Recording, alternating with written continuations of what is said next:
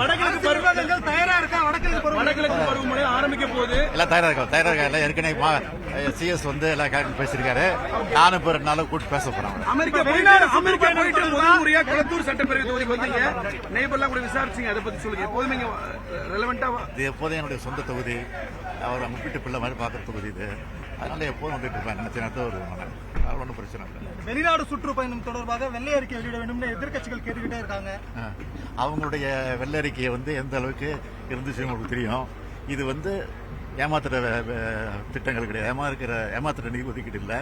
அதனால ஏற்கனவே இன்னைக்கு ராஜா வந்து தெளிவா இதுக்கு விளக்கம் கொடுத்திருக்காரு. அதுவே வெள்ளை அறிக்கை தான் அர்த்தம். சார், ரொம்ப நாளாவே இந்த அமைச்சரவை மாற்றம், அப்புறம் அமைச்சர் உதயநிதி அவருக்கு துணை முதலமைச்சர் பதவி அப்படிலாம் இருக்கு. நீங்களும் விரைவில் சொன்னதை செய்வோம் அப்படின்னு சொல்லியிருக்கீங்க. அதுக்கு ஒரு பதில்? ஏமாற்றம் இருக்காது, மாற்றம் இருக்கும்.